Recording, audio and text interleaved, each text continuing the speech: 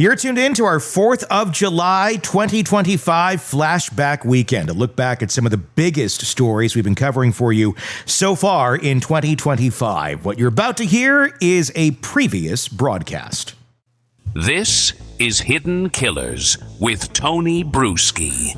It took 5 years to find the so-called killer of Abby Williams and Libby German. 5 years. It's a long amount of time when you're trying to figure out who the perpetrator is in a small town of killing 2 of your youngest. 5 years of silence, speculation, and frustration, and yet when Richard Allen was arrested in 2022, it felt less like a breakthrough and more like a plot twist nobody saw coming. Not because Allen was some criminal mastermind who evaded justice, but because the case against him, when you actually look at it, barely exists. It is what it is. But here we are, a 50-year-old CVS worker from Delphi, Indiana, convicted of a crime so horrific it shattered an entire community, sentenced to 130 years in prison for the brutal murders of 2 young girls. And the families of those girls, they believe they have their answer. They believe Richard Allen is the monster who took their daughters.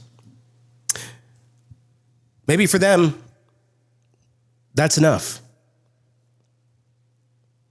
I'm not going to profess to know what it feels like to be in that situation. I hope to God I'm never, ever, ever in that situation. And I have a ton of empathy and sympathy for those families. I can't imagine how you process something like that. And if coming to a conclusion and hoping that the people you entrusted your faith in to find this killer results in justice, or you believe resulted in justice, I get it. You can't keep reliving this nightmare over and over in your mind every single day, even though I'm sure you do. The thing is about this case is justice doesn't have opinions about feelings. It doesn't have opinions about the damage that it has done to a family, to a community, to parents, to sisters, to brothers, to aunts and uncles, to everybody who is missing 2 little girls that should still be on this planet. And just because the people you trust or trusted to put their killer behind bars bring you someone and say, this is the guy, it does not mean they are right. You want to believe it's right. You hope to God they are right. Because why would you want to go through hell and back and a trial only to find out, oh my God, there's a ton of evidence that really, it points to other people. It does not point to this guy that they told us was the man. And what they do have is flimsy at best. So I'm not here to try and change anybody's opinion who is a family member whatsoever. You guys have to deal with this every single day for the rest of your lives, and in your dreams and in your nightmares. My God, I don't think I could go on if I was in their shoes. But they are not in charge of, they are not responsible for finding the real killer. They're responsible for trying to go on with their lives. They're responsible for trying to take care of their family members that are still with them. And that's where they should be. There are other people on the outside that do disagree with the assumption that Richard Allen is the killer and the conviction. And for good reason. And let's go through that a little bit more. Let's start from the beginning. February 13th of 2017, Abby and Libby, two best friends, were dropped off at the Monon High Bridge Trail for a little afternoon adventure. They never came back. The next day, their bodies were found in a wooded area near Deer Creek.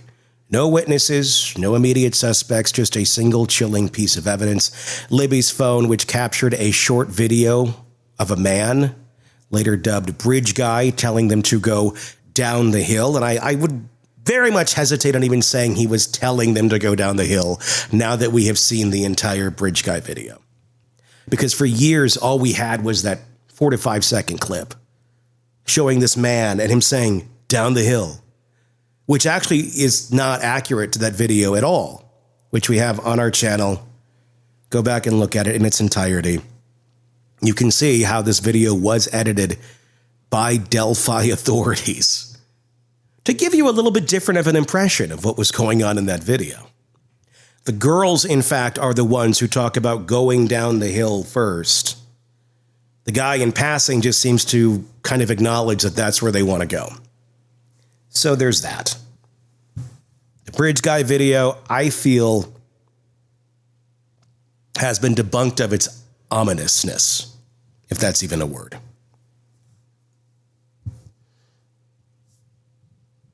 Could it be something? Could that man on the bridge have something to do with this? Sure. But in my opinion, there's nothing in that video that necessarily links that man to these murders. Other than he was out, just like many, many, many other people on the trail that day, going for a walk. Might he be involved? Yes. Is he? Just because he was on a video?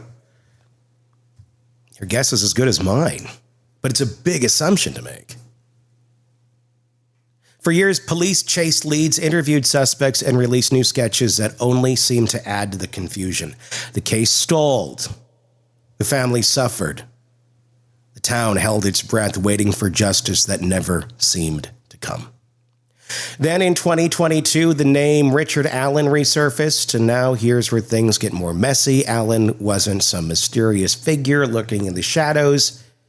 His name had been right there in police files since 2017. In fact, he had already admitted to being on the trail the same day as Abby and Libby. Because right after they discovered these two little girls were dead, they asked the community who was out there. What did you see? And Richard Allen raised his hand and said, hey, I was out there. How can I help? Back then, authorities said, thank you. Okay, be on your way. Then in 2022, they said, oh, this was a misfiled tip. Somebody going through documents went, I think this might be something. Don't really know how, what, or why. But she brought it back up, and then authorities jumped on it. Again, don't really know why, other than the other suspects in the case were either dead or in prison for other crimes, or they deleted the videos of the interviews that they did with them. Oversights, right? Whatever you want to call it. His name slipped through the cracks. Wasn't taken seriously until years later. Probably never should have been taken seriously because he didn't really bring a whole lot to the table.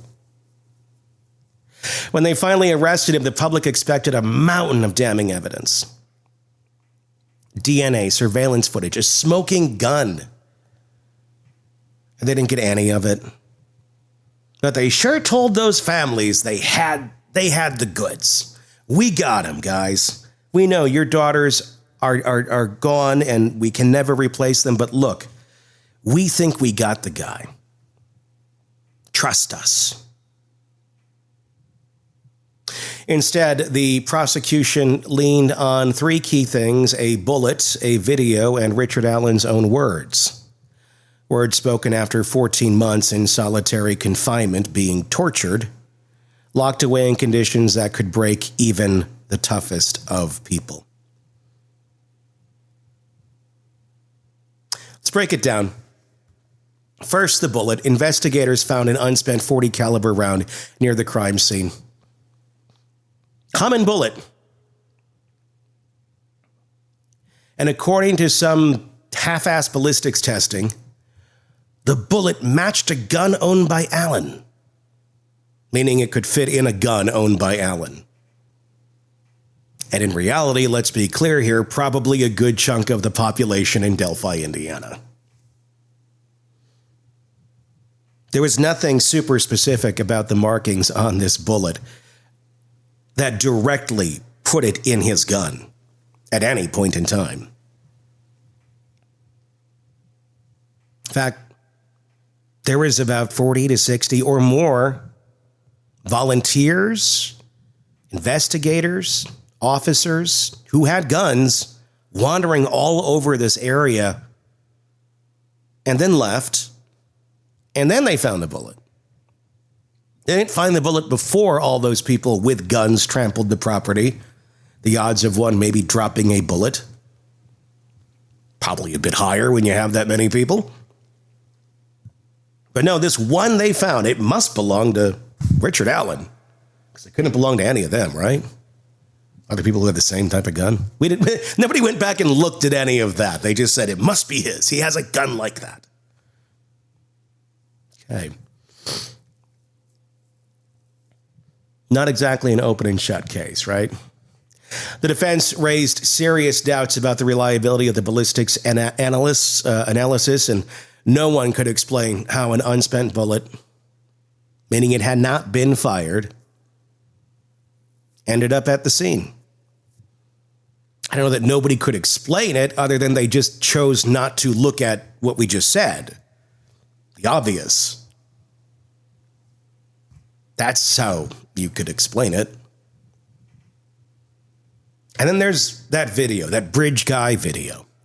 The infamous clip that we talked about. The grainy, low-quality footage of a man walking along the bridge, followed by the now infamous audio down the hill. The state said the man was Richard Allen. But here's the issue. Nothing about the video proves it's him. Doesn't even look like Richard Allen. The guy in the video is taller than Richard Allen. The guy in the video is more heavier set than Richard Allen at the time. It looks like somebody, but it doesn't look like Richard Allen. Looks like one of their other early suspects, Ron Logan, actually, when we compare it. But hey, it's Richard Allen, because in 2022, when you've not arrested anyone and you've seemingly blundered a lot of your leads and you need to get somebody, let's just say it's him. The prosecution argued that his body shape and clothing were similar. Not really. But they argued it. You know, just like your kids argue with you when you point out something factual. They're like, no, I think it's this. No, you're wrong. You're wrong. There's fact and there's not fact. Fiction, some would call it. But with no facial identification and no clear timestamps, it's more assumption than hard evidence. But the biggest factor, the thing the families held on to the most, were Allen's confessions. And again, you want to believe that those who are there to protect and serve are actually doing that. And maybe they had the best of intentions and got really just blinders on. We don't know the answer to that. And this is where things take a big turn. While sitting in a prison cell, isolated from the outside world for 14 months, it's not like he was in there for a day or two. 14 months.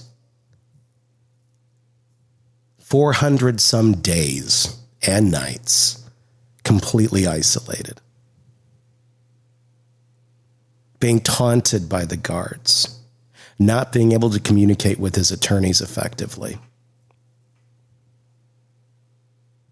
Well, kind of makes you go mad at some point. Because keep in mind, this is a man who shouldn't be in prison, should not be in solitary confinement. He should be in the local jail. After 14 months of torture, he was willing to say anything. And reportedly confessed to multiple people, prison staff, fellow inmates, even his wife during phone calls. Anyone who would listen, really.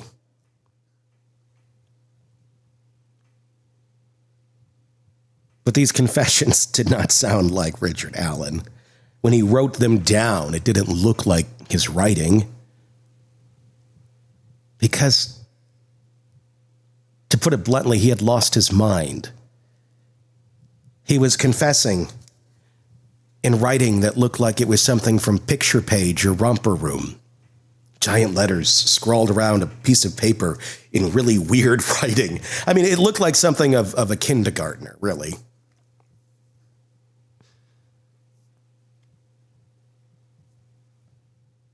And then, for good measure, I'm not trying to be crass here, but I'm trying to paint the reality picture here. He's eating his poop. He's running headfirst into walls. Does that sound like someone who you would take anything they say seriously? Let's think about all this for a second. He'd been locked up in conditions that his lawyers described as akin to a prisoner of war. And yes, that's still going on in our country because, nobody really seems to want to do anything about it. Solitary confinement, no meaningful human interaction, his mind deteriorating, and when you put someone in a cage like that for that long, their grip on reality will slip. It would slip on you too. The prosecution, of course, called his confessions proof of guilt. But the defense painted a different picture, a man so psychologically broken that he didn't know what his real name was even anymore. A man willing to say anything. Because frankly, he wasn't in his right mind. That's not a hard one to understand, but for some it seems to be. I don't know why, but it is. But if you just look at that a little bit, ponder that, do a little research and what those conditions do to a brain. It's like putting a turkey in the oven on 500 degrees and leaving it in there for 14 months. Taking it out and going, well, I'm really surprised this thing I don't even see it anymore. It seems to be strictly just charred. There's just charred ruins of something in here. I can't even tell it's a turkey anymore. Why doesn't it taste like a turkey? Well, the turkey is saying it's a turkey. You cook somebody that long, their brain's not quite right anymore. And honestly, probably never will be, unfortunately. And that's where this case boils down to, was this about justice or was this about closure? Because here's the truth. The families believe Richard Allen is guilty, not because the evidence overwhelmingly proves it, but because they need him to be guilty. They need a resolution to the nightmare they've been living since 2017. And you can't blame them for that. No parent, no grandparent, no sibling should have to live with that kind of endless, unbearable grief. But does needing an answer mean we should settle for any answer? And settle for these investigators who seem to have missed so many obvious red flags or just pushed them away for whatever reason? No. No, it does not. What about Richard Allen's family, his wife, his daughter? Their lives have been shattered too. Because whether he's innocent or guilty, he's been stripped of everything, his home, his job, his future. If he's truly the wrong man, What justice exists for them? The trial, it came and went. The jury deliberated. The verdict came down: 130 years in prison. On the confessions that were coerced by torture, a bullet that really could have been anybody's, and the fact that he raised his hand and said, "How can I help? I was there that day." That's all it took. For Abby and Libby's families, it was a moment of relief, a long, agonizing chapter closed. But for Richard Allen, for the people who believe he's not the killer, this story is far from over.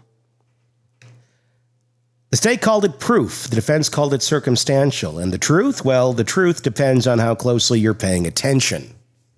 When Richard Allen was arrested, prosecutors needed something concrete to pin him to the murders. After all, you can't just walk into a court with a 5-year-old tip and a hunch.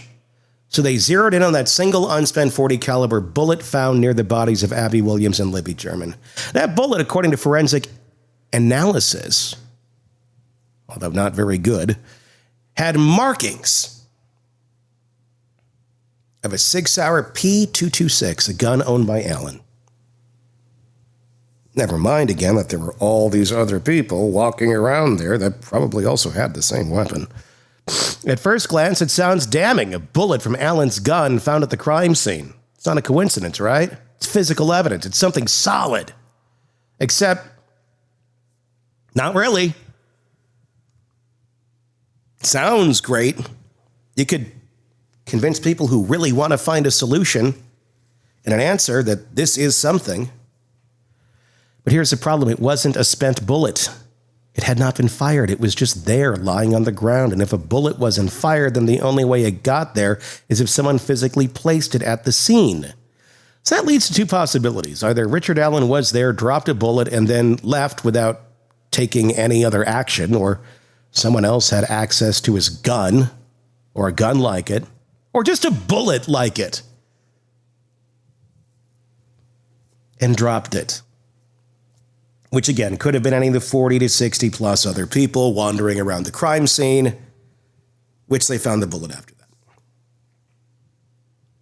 Ballistics experts test-fired Allen's gun and determined that the markings on the bullet matched, and then destroyed his gun. So no one can go back and look at it. What? Why did you do that? Well, we don't. That's what we do. We just destroy the weapon and say it's true. But ballistics isn't DNA.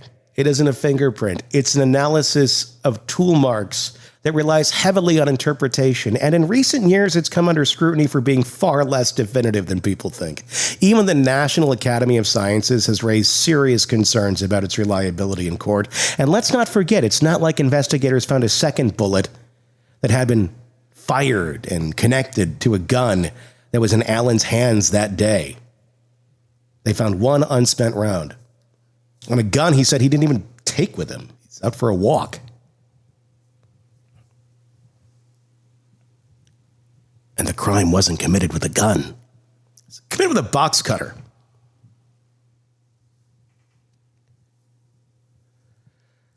But it was enough to convince a jury. Then there was the video, the piece of evidence that everyone knew about long before Richard Allen's name ever made headlines, or at least the extremely edited version that Delphi authorities put out there. Why they didn't put the whole thing out there makes no sense. Why they edited the video and then put it out there makes no sense. And when you finally see the video in full, you go, oh, well, I get it why they did all that, because it doesn't look as grisly and damning as their edited version does. That doesn't go along with a narrative, though, now does it? And when you need a narrative to work, you got to make it sizzle. You got to make it feel like it works. And if the real thing doesn't quite do it for you, well, then you edit it. But that's what you do when you're making a movie, not when you're trying to figure out who murdered two little girls in your town. I guess in Delphi, it's what they do. The footage from Libby German's phone that they released was short, a few seconds. Just long enough to capture a man walking along the bridge, hands in his pockets, his gait steady, and looking a lot like Ron Logan, where the girls' bodies were found on his property. But hey, that's nothing. The quality was grainy, the resolution poor. He wasn't looking directly at the camera, and yet law enforcement insisted this was their guy. Without releasing the whole video to the public until after they convicted Richard Allen. In 2025, they released it in full. Now, let's be clear. Nobody disputes that the man in the video is the same man who spoke the now infamous words, "down the hill." That much is accepted as fact. The real question is whether that man is Richard Allen, and if the "down the hill" is really as ominous as they tried to make it feel. Because again, we've played the video many a times. I'm not going to play it again right now. The girls are the ones that are talking about going down the hill and looking for a path. And then this guy walks past them. "Hey guys, down the hill?" Kind of like, oh, they're looking for the path. Down the hill. There it is. Something probably almost any of us would do if we're walking past two looking confused girls on a trail trying to find a path. Yeah, it's down the hill. In 2017, investigators released two different sketches of potential suspects, years apart, that look nothing like Allen. And look nothing alike either. Then they pulled those sketches back and said to ignore the first one. Why? Then they released an age progression on the second one. None of them look like Allen. The prosecution didn't even bother to bring up the sketches during trial. I wonder why that is. I wonder. There's the sketches. And the sketches, by the way, that we're showing on the screen right now on our YouTube channel over here, over there, they are half sketch, half real face. And the faces that they're matched with are not Richard Allen's. It's actually Keegan Kline and his dad. And my goodness, how shockingly accurate they seem to be when pushed together, side by side. Nothing to see here.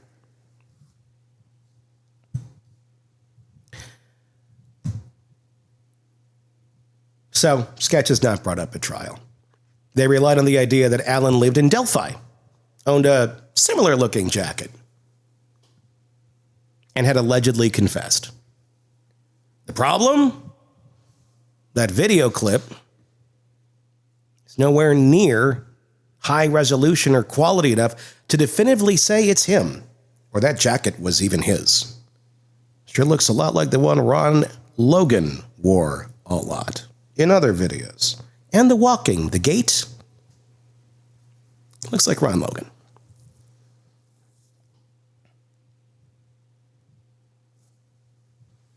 If you showed it to 10 random people with no context and asked them to match it to a photo lineup, you'd probably get 10 different answers.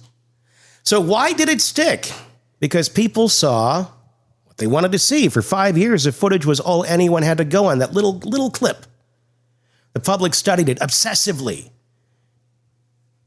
They stared at that blurry figure and tried to give him a face. By the time Allen was arrested, confirmation bias had already done its job.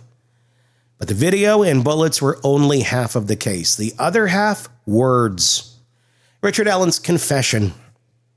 Not once, not twice, but over 60 times. You know, like you do. You confess 60 times to a crime.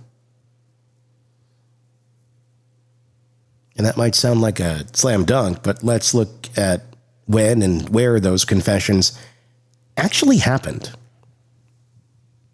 They weren't given freely in an interview room. They weren't written down and signed after a careful interrogation. No, they came after months and months and months of isolation, being tortured, locked in that cell that his lawyers described the conditions as medieval. Alan spent 14 months in solitary confinement at Westville Correctional Facility, 14 months where he was denied normal social interaction, 14 months where he reportedly began talking to himself, slipping further into a mental state that was anything but stable. And that's when the confession started. When he wasn't stable, eating poop and running headfirst into a wall. Some of the confessions were to inmates, some were to guards, some to his own wife over the phone. And when the prosecution got their hands on the recordings, they played them in court as proof of guilt. But let's think about this logically. If someone commits a crime, especially a brutal, high-profile murder, and keeps quiet about it for years, why would they suddenly start blurting it out in jail to everyone? That's not how guilty people behave, ever. That's how broken people behave. And they broke him. The defense argued that these confessions weren't admissions of guilt, but the ramblings of a man psychologically unraveling. Then they brought in experts to testify about the effects of prolonged solitary confinement, how it erodes a person's sense of reality, how it creates delusions, how the human brain simply isn't designed to function in that kind of isolation.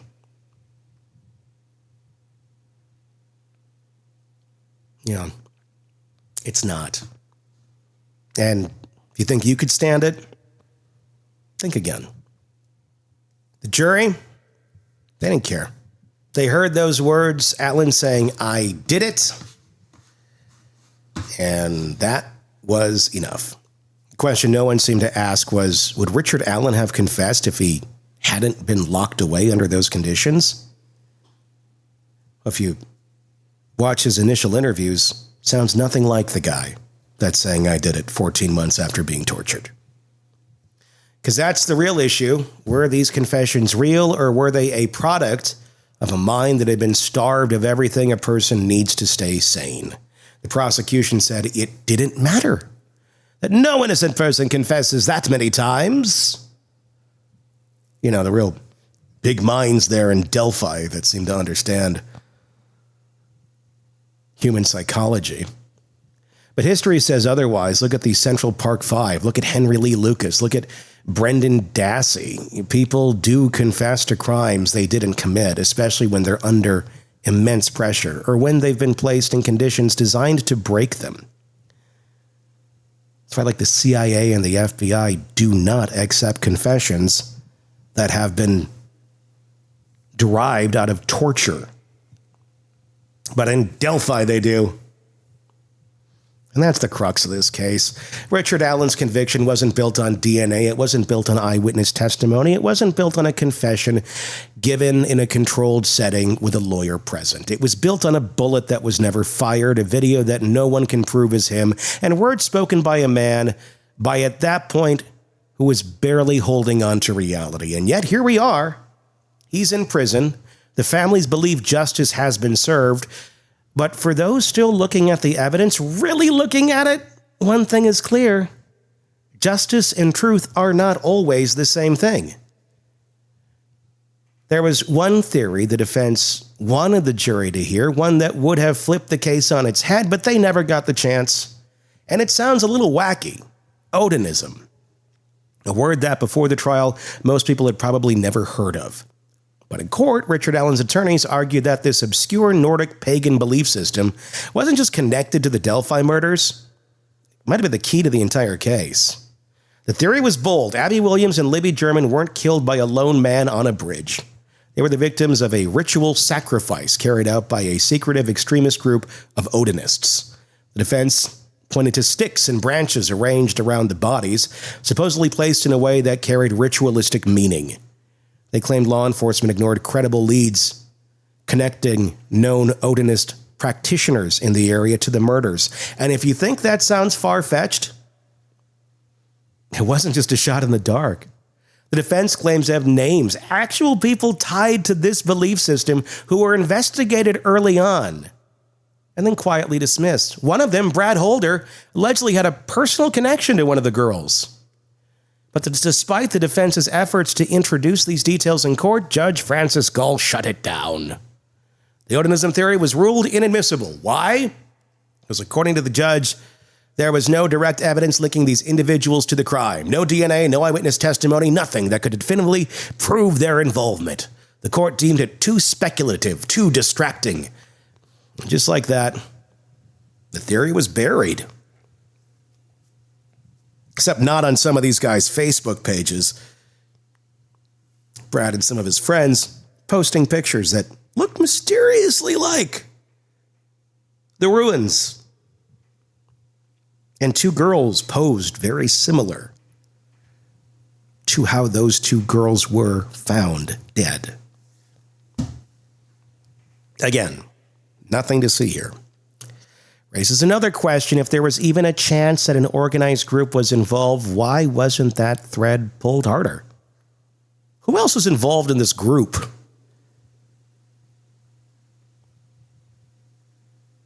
Maybe there's someone no one expects or we don't even know about yet in this case that really did not want this to come out.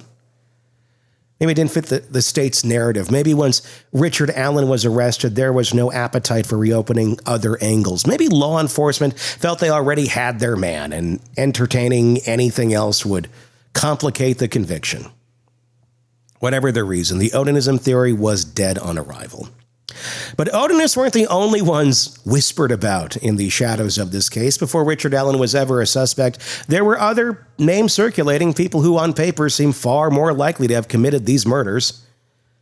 Ron Logan is a name we've mentioned. Logan owned the property where Abby and Libby's bodies were found. The man lived just 1,400 feet from the crime scene. His alibi for that day, well, he made one up. He made one up before anyone even knew the girls were dead. He told his friend, "Tell everybody we went to the store." Why? Just do it. They found out it was a lie. Police searched his property looking for evidence that could tie him to the crime. And supposedly nothing stuck. We don't really know the answer to that question because the FBI raided his property eventually. And when they handed the authorities in Delphi all the information on a silver platter, they said, "FBI, you can go home. We got this." And then we never heard about what they found again. Logan died in 2020, long before Allen was arrested, but some still believe he knew more than he ever let on. Was he involved? Did he see something? Or was he just an old man in the wrong place at the wrong time? They dismissed him because they said, he's too old. That was their reasoning. He's too old. Keep in mind, the man still handled livestock on a regular basis.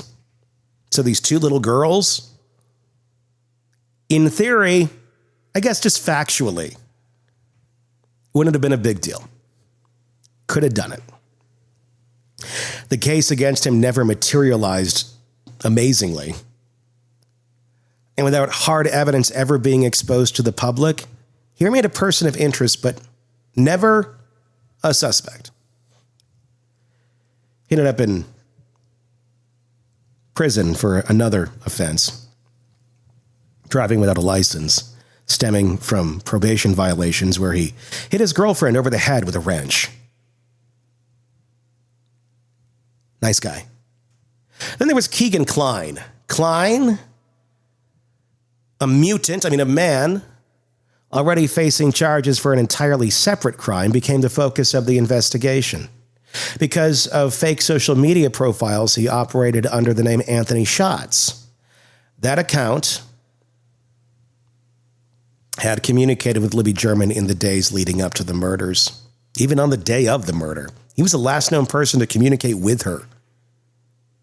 And the evidence points to showing that they were supposed to meet there at the bridge. At least Anthony Schatz was supposed to. If Keegan showed up, you might want to run the other way. But nonetheless, people who were at the bridge that day and those sketches, they kind of resemble Keegan and his dad. Yeah, you tell me.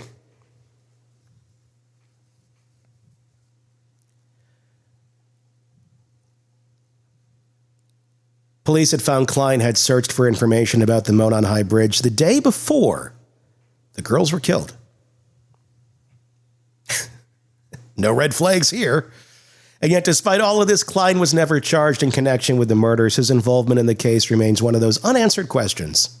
One of those threads left dangling. Did he lure the girls there? Did he know who did it? Or was it just an eerie coincidence that he happened to be interacting with Libby right before her death? Or was somebody else using the Anthony Schatz account? One of the claims he's made in prison. You know, convenient. Hey, we narrowed down this catfishing account to you. You, the guy with hundreds of child porn pictures on your computer. Oh, you're telling us somebody else must have gotten your login? You've been hacked? Or you gave your password to somebody else? Yeah, we should just believe you. You know, take your word for it. They did. They did. Talking to Libby right before her death. One of the last known people to have any communication with her. Nothing to see here. What makes all this worse is that in hindsight, the Delphi investigation was a mess. Tips were lost, suspects came and went, and key pieces of information weren't followed up on until years later, and many key pieces of evidence were just lost or simply disappeared. But remember, they went to the family and said, "We got this. We're going to get that killer." Many years later, after we've failed over and over and over again, and if that failure gets exposed, we're going to look pretty bad. We got him. Well, it's been exposed. You set up this family to believe that you were right, or these families to believe that you were right. They believe you, and you failed them miserably. You pathetic pieces of, By the time Alan was arrested, there were already so many missed opportunities. It felt like authorities were desperate to tie the case up with a bow. And what about Alan's family? What happens to the people left behind when someone is convicted of a crime they likely did not commit? Well, his wife, Kathy Ellen, stood by him for as long as she could, but after his arrest, her life unraveled. She lost her husband, their home, their entire sense of stability. Eventually, she left Delphi, unable to bear the weight of what had happened. His daughter, his only child, grew up with a father who worked a normal job, lived a normal life, never had a criminal record. Then overnight, he became the most hated man in Indiana. During the trial, Alan's sister and daughter testified on his behalf. They told the court about the man they knew, the man who had never shown any signs of violence, never given them a reason to believe he was capable of something this monstrous. But in the eyes of the law, it did not matter. Their voices weren't enough. Here's where it gets even darker. If Alan is innocent, if he really is just a scapegoat in a rush to close this case, then that means his family has lost everything for nothing. It means they've endured the worst kind of nightmare. Not only losing him, but being forced to watch as he wastes away in a cell. Wrongful convictions don't just ruin one life, they ripple outward, destroying families, destroying trust in the system, destroying faith in justice itself, and brutally violating the people who lost their loved ones to a crime by lying to them, by giving them false hope, and then doubling and tripling down on that false hope, and just keep saying, la, la, la, la, la. We're right, we're right, we're right, we're right. Don't look over here. Don't look over there. Don't look that way. Don't look this way. Don't look up. Don't look down because we're right. Just keep it here. Keep it here. Anybody looks the other way, you might discover something that could blow your mind. And I can't imagine trying to handle that mentally as a parent of one of those little girls. So again, I don't blame them for feeling the way they do. Like I said earlier, they need to be there for their families and themselves and to try and keep moving forward. All of us over here will keep trying to find justice for the people who actually did, or the person who actually did kill your kids. Because the police and the court system in Delphi have failed you immensely. The problem with cases like this is that they force people to pick sides. Are you with the victim's family, seeking closure at any cost, or are you willing to question whether the system got it wrong? The media, they made that choice for the public long before the trial even started. From the moment Alan was arrested, the narrative was written. He was the man in the video. He was the guy who confessed. He was the monster. What they didn't talk about was the alternative suspects, the evidence that didn't add up, the details that raised more questions than answers, because that kind of coverage doesn't sell. The Bridge Guy video became one of the most analyzed clips on the internet. Amateur sleuths tried to match Alan's face to the blurry image. News outlets played the clip over and over, cementing it in people's minds that this was the guy. The more they played it, the less room there was for doubt. Again, he doesn't even look like Richard Allen. But if you keep saying to people, that's him, that's him, that's him, that's him, eventually people believe things. It's called conditioning. And our minds are good at going down those roads, even when it's not real. When the confessions came out, it was over. Nobody cared about the conditions he was kept in. Nobody cared about whether he was broken or manipulated. They just heard him say, I did it, and that was enough. That's how the perception was. And in this case, public perception had already convicted Alan long before the jury did. So here we are. A man sentenced to 130 years, a town that thinks justice has been served, a family that has to live with the fallout, and a case that still has more questions than answers. Because if Alan isn't the killer, if there's even a chance that someone else is responsible, then that means one horrifying thing. The real murderer is still out there. Or he's dead, which could also be a very real possibility. And there's another family destroyed beyond just Abby and Libby's. That's a tragedy. Thanks for watching. Leave your thoughts in the comments section on YouTube. We'd love to hear them.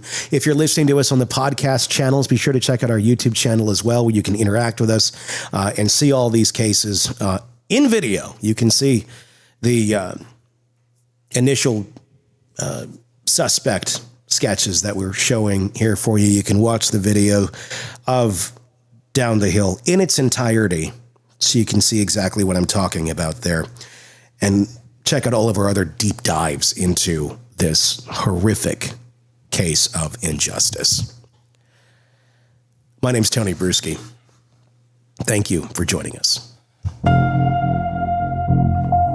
The world of true crime never stops, and neither do we. Press subscribe now to get daily updates, in-depth analysis, and expert opinions from the Hidden Killers podcast and True Crime Today. She was the perfect wife, always smiling, always supportive. A pillar of the community, beloved by friends, adored by family, and secretly researching undetectable poisons in her spare time. Maybe it was the way he chewed. Maybe she just got bored. Or maybe, just maybe, she had been planning this since the honeymoon. But if he had just paid attention, if he had just known what to look for, if he had only subscribed to True Crime Today Premium Plus on Apple Podcasts and learned the red flags, he could have heard every episode of Hidden Killers with Tony Brueski, ad-free, and before everyone else. He could have seen it coming. Instead, he's 6 feet under, and she's shopping for husband number 2. Don't be like him. Subscribe now to True Crime Today Premium Plus on Apple Podcasts.